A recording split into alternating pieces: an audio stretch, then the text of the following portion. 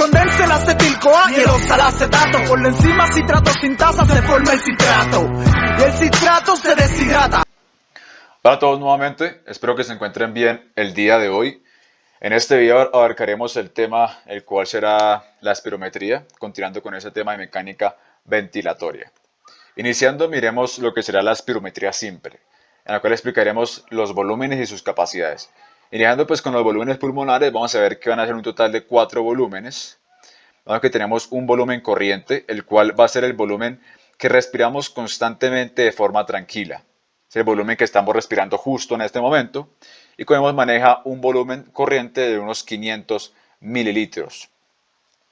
Tenemos lo que va a ser el volumen de reserva inspiratorio, el cual será este volumen máximo que podemos inspirar. Cuando estamos respirando corrientemente, normalmente, e inspiramos, será la capacidad máxima de volumen que puede reservar nuestro pulmón en una inspiración, el cual será de unos 3000 mililitros.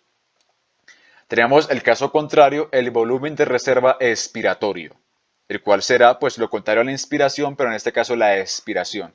El volumen máximo que podemos expulsar en nuestro pulmón después de un volumen corriente, lo máximo que podemos sacar de aire, lo cual será de unos 1100 mililitros. Y por último tenemos este volumen que será el volumen residual, el cual será el volumen que le va a dar la forma al pulmón. Este volumen nunca lo podremos sacar únicamente en muerte. Este será el famoso último aliento. Cuando una persona muere, será el último volumen que saque, será el volumen residual, que ya es cuando pues, el pulmón pierde su forma, que será de unos 1200 mililitros. Ahora tenemos lo que va a ser las capacidades pulmonares. Tenemos que saber que una capacidad es la suma de dos o más volúmenes. Tenemos lo que será la capacidad inspiratoria, que será la suma del volumen corriente más la suma del volumen de reserva inspiratorio.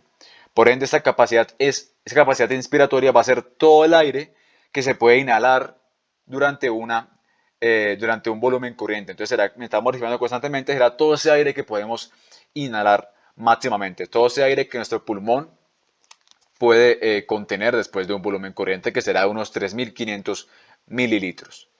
Tenemos lo que va a ser la capacidad expiratoria, que pues será la suma del volumen corriente más el volumen de reserva expiratorio, que pues será todo ese máximo volumen que podemos expirar después de una respiración corriente. Tenemos después lo que va a ser la capacidad residual funcional que tenemos acá, que va a ser la suma del volumen de reserva expiratorio más el volumen residual. Y esta capacidad residual funcional es ese volumen de aire que queda al final de una expiración. Entonces, esta capacidad residual funcional va a ser ese volumen de aire que queda después de que expiramos, que se da de unos 2300 mililitros. Luego tenemos lo que será la capacidad vital, la cual vamos a decir que va a ser todo ese volumen de aire que queda, que se puede exhalar de una inspiración máxima. Entonces esa capacidad vital va a ser la suma de pues prácticamente todas estas tres cosas que tenemos acá. El volumen de reserva inspiratorio, el volumen corriente y el volumen de reserva expiratorio, que será de unos 4600. Y por último tenemos la capacidad pulmonar total, la cual va a ser pues todo ese aire que puede manejar el pulmón, incluyendo también este volumen residual, que será de unos 5800, que pues será la suma de todos los volúmenes junto pues a sus respectivas capacidades. Ahora pasemos a lo que será la espirometría forzada. La espirometría forzada va a medir tres parámetros. Uno va a ser la capacidad vital forzada, ¿sí? Cuando estamos en una espirometría tenemos que tener este aparato, el cual nos van a pedir que inspiremos lo máximo que podamos. O sea, nos piden lo máximo que nuestro pulmón pueda contener de aire, va a ser la capacidad vital forzada. Después de tener la mayor cantidad de aire en nuestro pulmón, nos van a pedir que exhale lo máximo que pueda. Entonces, después de inspirar, nos piden que bote la mayor cantidad de aire. Y esa mayor cantidad de aire, ese volumen expirado forzado, en un segundo, o sea, la cantidad de volumen que se exhale en un segundo, va a ser el volumen expirado forzado en un segundo, que nos va a indicar diferentes cosas. Y pues la relación entre el BEF1 o volumen expirado forzado en un segundo y el CBF o capacidad vital forzada, tenemos que va a ser el índice de tifenado. Ahora, tenemos que antes de hallar estos valores de espirometría, tenemos que tener un valor por así decirlo, de referencia, ¿sí? Dependiendo de la talla de la persona, del peso, del sexo, de la etnia y de diferentes cosas nos dan un balón de referencia. Entonces, si el balón de referencia, la capacidad vital forzada, en relación a la capacidad vital forzada de la persona que estamos evaluando, da menor de 80%, va a indicar un problema. Tenemos que lo normal es que los valores, tanto el CBF como el índice de Tifenau y el BF1 se encuentren por encima de 80%. Entonces, si ese índice de referencia con respecto a los valores que tenemos acá nos da menor de 80%, vamos a decir que es un valor disminuido. Vamos a ver qué puede indicar ese valor disminuido. Tenemos que pirometría se puede indicar tres tipos de patología. Una patología o un patrón obstructivo, un patrón restrictivo y un patrón mixto. Entonces, en un patrón obstructivo, hoy te explicaremos específicamente qué es.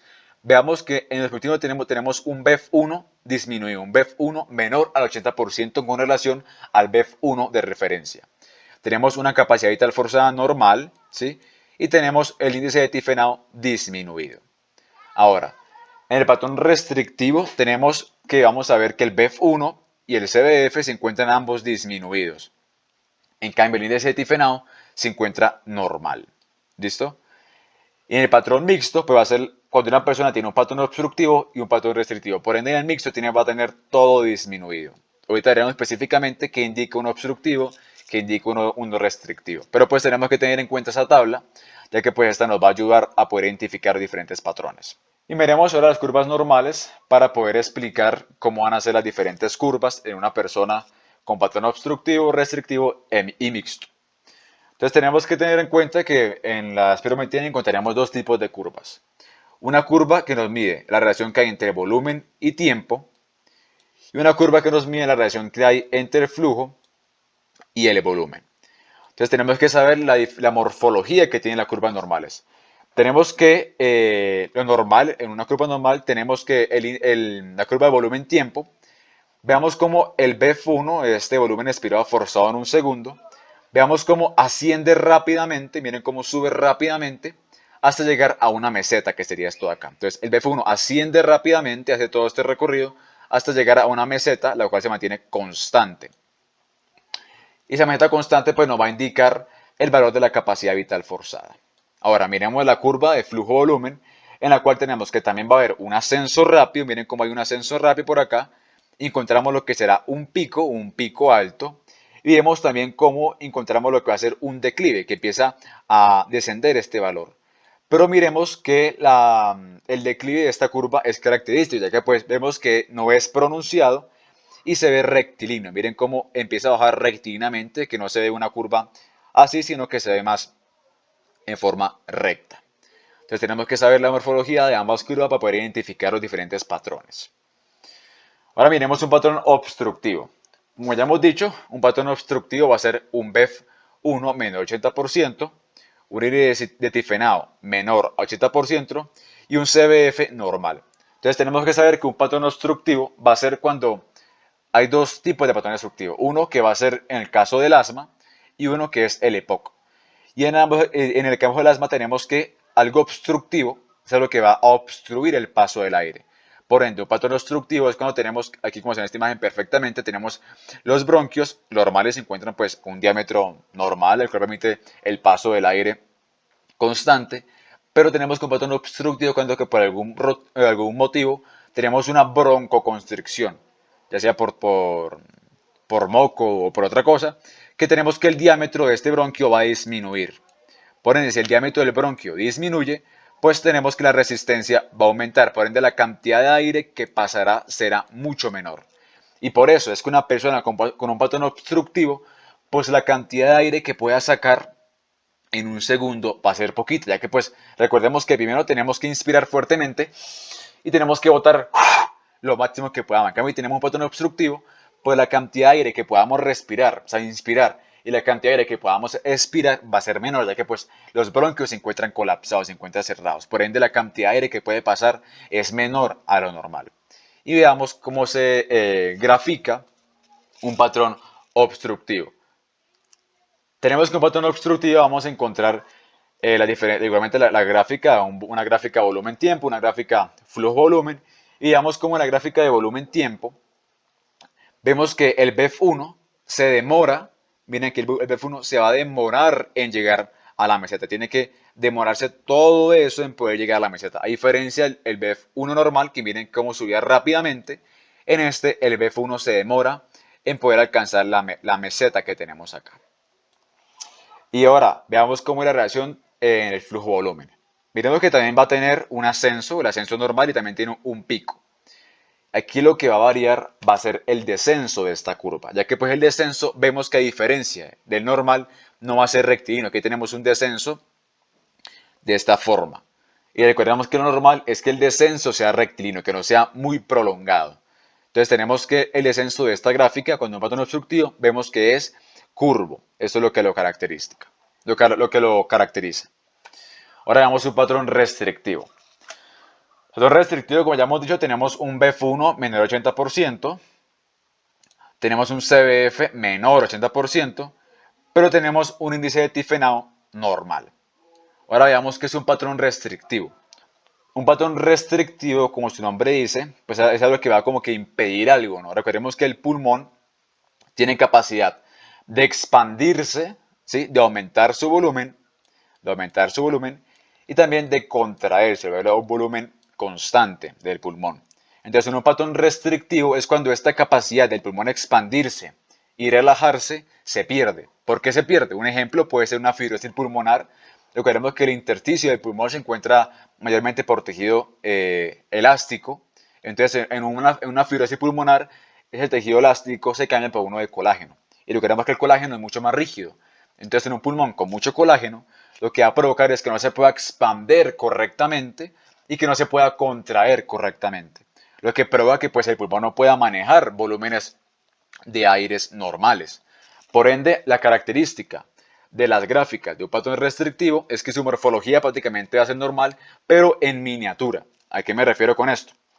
Que vemos que en la gráfica de volumen-tiempo, veamos cómo se mantiene normal, vemos cómo el BEF1 sube rápidamente y mantiene la meseta, pero miren cómo los volúmenes son muy pequeños. Los volúmenes son pequeños por lo que les he comentado. Si un pulmón no se puede expandir correctamente, pues no puede almacenar la cantidad de aire normal, y si no se puede contraer correctamente, pues la cantidad de aire que pueda expulsar va a ser menor.